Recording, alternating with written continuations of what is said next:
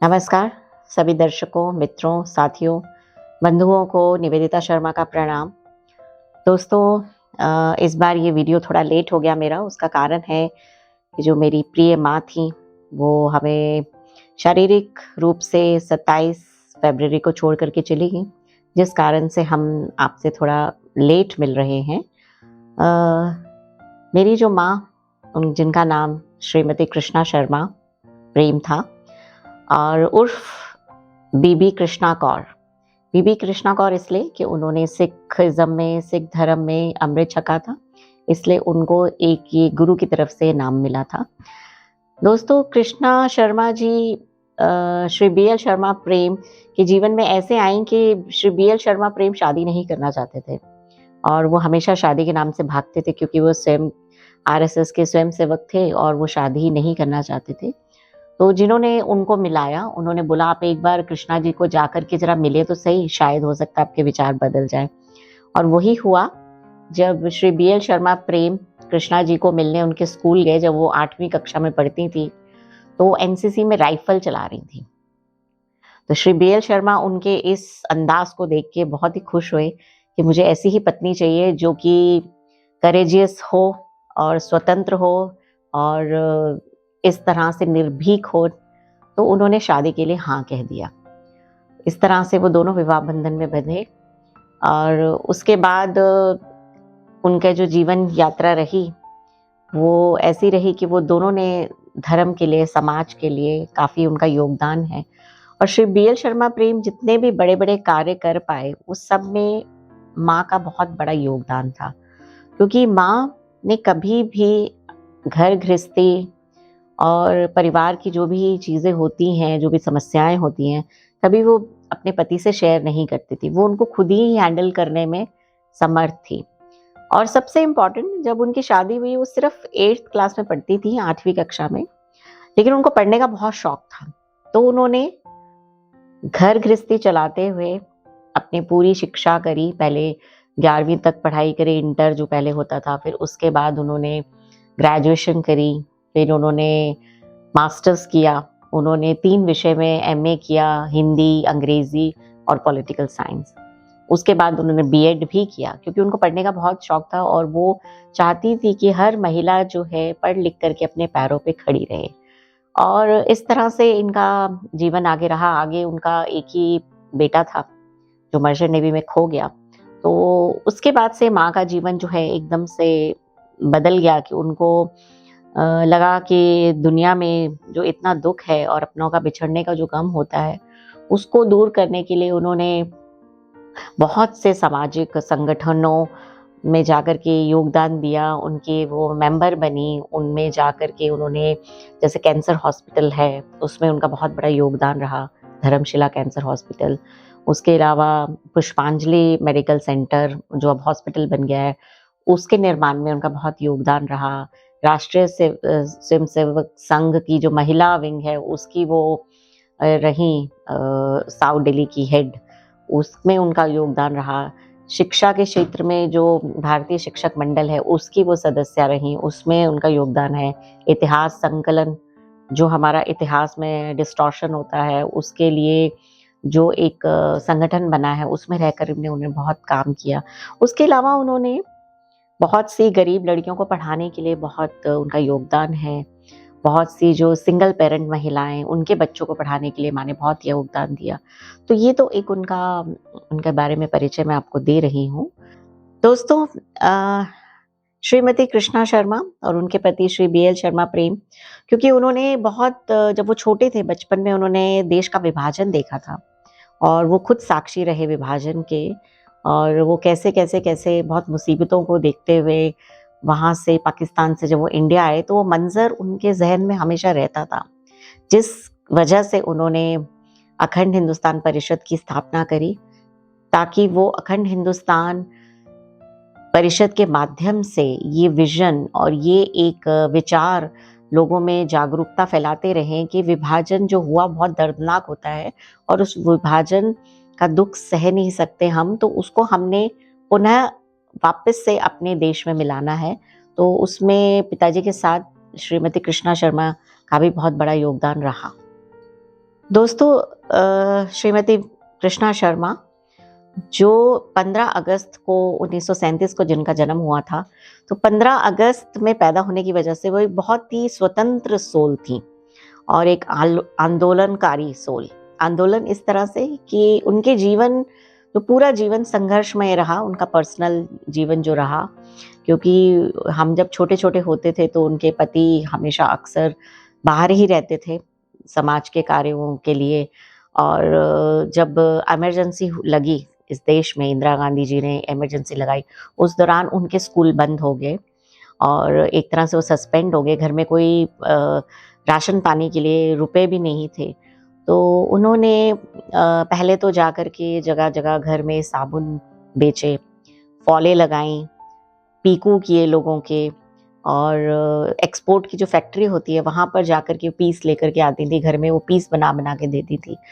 तो फिर वो इमरजेंसी का दौर ख़त्म हुआ तो उनका एक ही जो बेटा था, जो मर्चेंट नेवी में था, वो अचानक से गायब हो गया, जो पता ही नहीं लगा। बाद में पता चला कि वो कोई कुछ इंश्योरेंस के लिए कंपनी वालों ने डुबो दिया या जो। तो वो एक उनके जीवन का बहुत बड़ा सेटबैक था, जिसकी वजह से उनको बहुत सी शारीरिक बीमारियों ने बहुत साल पहले ही अटैक कर दिया। क्योंकि हमारी जो भी इस तरह की घटनाएं होती हैं हमारे शरीर पे बहुत असर करती हैं। तो धीरे धीरे माताजी को हार्ट की, देन लेटर ऑन 30 साल पहले उनको कैंसर डायग्नोज हुआ। और जिस अस्पताल को बनाने में उनका इतना बड़ा योगदान था, वहीं पे उनका कैंसर का इलाज चला, कीमो हुई, जिससे उनके सारे बाल चले गए और बहुत शरीर जो है कमज़ोर हो गया।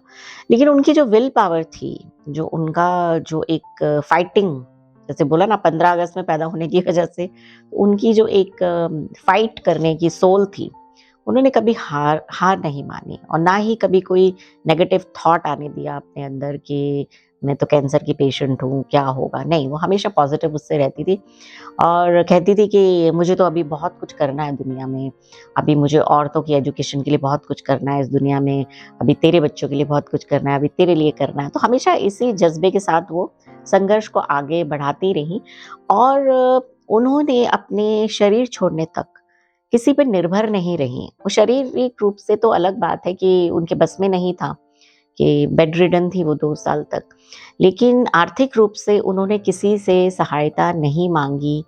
वो कहती थी जो मेरी पेंशन आती है या जो मेरे पति की पेंशन आती है, मैं चाहती हूँ इसी से तू मेरा इलाज करा। मैंने जीवन में कभी किसी के आगे ऐसे नहीं फैलाया। मैंने जब इमरजेंसी में भी फॉले लगा के तुमको पाला है, तो अभी भी मुझे जो भी है मेरी पेंशन से ही वो कर। और उनकी इच्छा अनुसार वही हुआ। और सबसे जो इम्पोर्टेंट चीज़, जब वो शरीर छोड़कर जा रही थी तो बिल्कुल मुस्कुराते हुए जा रही थी। उनके शरीर पर एक मुस्कान थी कि जैसे उनको अब समझ आ गया कि मेरा अब इतना ही रोल था इस दुनिया में। और जैसे ओशो कहते हैं हमेशा कि डेथ इज़ अ सेलिब्रेशन, तो मुझे ऐसा ही फील हुआ कि वो एक सेलिब्रेट करते हुए एक बहुत ही अच्छे जगह में, एक बहुत ही अच्छे स्पेस में जा रही हैं और बिल्कुल ऐसे मुस्कुराते हुए शरीर छोड़ के गई हैं। आज 9 मार्च 2023 में आज हमने माताजी के लिए जो श्रद्धांजलि सभा गुरुद्वारा रकाबगंज में रखी है, उसमें बहुत से नामी ग्रामी प्रख्यात लोगों ने शिरकत करी और जिनका मैं इस वीडियो के माध्यम से तहे दिल से धन्यवाद देना चाहती हूँ। इनमें सबसे प्रमुख श्री आदेश गुप्ता जी, पूर्व अध्यक्ष बीजेपी, श्री वीरेंद्र सचदेवा जी जो अभी वर्तमान में अध्यक्ष हैं, श्री सिद्धार्थन जी संगठन मंत्री बीजेपी के, उसके अलावा आलोक कुमार जी विश्व हिंदू परिषद से, कपिल खन्ना जी वो भी विश्व हिंदू परिषद से, और उसके अलावा हमारे अवतार सिंह जी पूर्व मेयर रहे हैं, अवतार सिंह जी, फिर संजय गोयल जी पूर्व मेयर, उसके अलावा हमारे शैलेंद्र जैन जी जो बजरंग दल के प्रमुख रहे हैं, और कैलाश आर्या, अनिल वर्मा जी सिख संगत से हैं, हमेशा वो बढ़ चढ़ करके माताजी के साथ सहयोग देते थे। ये सभी माताजी के बहुत ही प्यारे बच्चों में से हैं और जो हमेशा उनके सुख दुख में साथी रहे। और उनकी बहन कमल महेश्वरी जी, आशा शर्मा जी राष्ट्रीय सेविका समिति की बहुत ही सीनियर सेविका हैं, वो भी आई थी। हालांकि उनका शरीर में थोड़ी दिक्कत थी, वो भी रही। उनका भी मैं तहे दिल से धन्यवाद बोलती हूँ कि वो वहाँ पर आए। और एक और हमारा एक माताजी को बहुत प्रिय बच्चा था, अतुल शर्मा, वो भी रहा।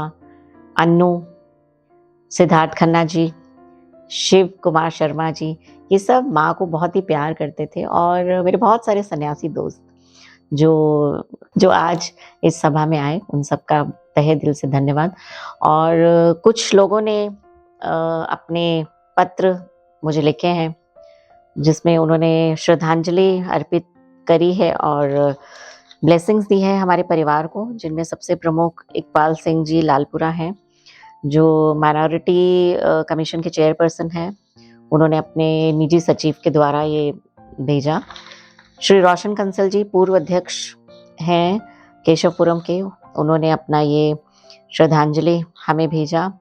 नारी जागरण शक्ति दिल्ली, यहाँ से अमिता शर्मा जी और सुरेंद्र पाल जी खुद भी आए और उनके संगठन के द्वारा ये शोक संदेश भी मिला है हमें। राष्ट्र सेविका समिति दिल्ली प्रांत, उनकी तरफ से भी श्रद्धांजलि।